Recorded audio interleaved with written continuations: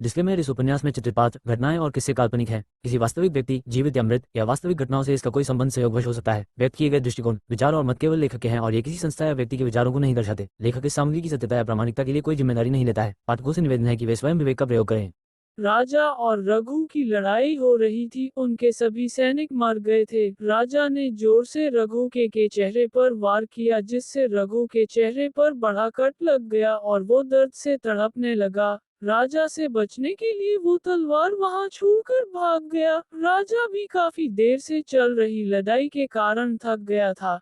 राजा आसपास रुकने की जगह तलाशने लगा। राजा थोड़ी दूर पर एक कुटिया नजर आई। राजा ने कुटिया के पास आकर देखा तो उन्हें दिखाई दिया कि कुटिया के पास एक तपस्वी पेड़ के नीचे तपस्या कर रहे थे। राजा ने पहले उस साधु के पास जाने की सोची, लेकिन तपस्या भंग ना हो जाए ये समझ के वो वापस जाने लगा। जैसे ही राजा ने वहां से वापस जाने की सोचा, उसने देखा कि पेड़ की एक डाल साधु के ऊपर गिरने वाली है। साधु को बचाने के लिए राजा जल्दी से साधु की तरफ दौड़ा।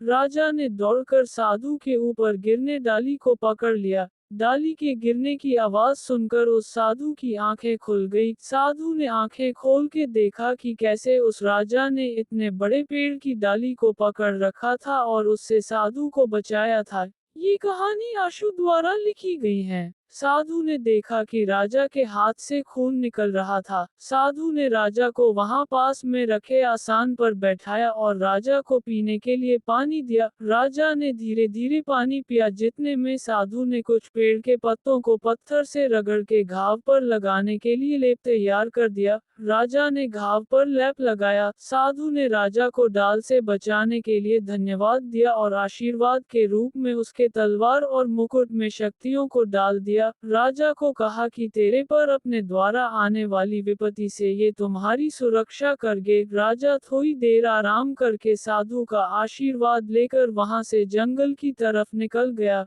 राजा उस साधु के आशीर्वाद और आराम के कारण ऊर्जावान महसूस कर रहा था। वो जंगल में जा रहा था और उसे चलते हुए शाम हो गई थी, लेकिन उसे रुकने की कोई उचित जगह नहीं मिली थी। आगे राजा पर क्या मुसीबत आने वाली है जानने के लिए आने वाले कहानी के पार्ट को पढ़ते रहे।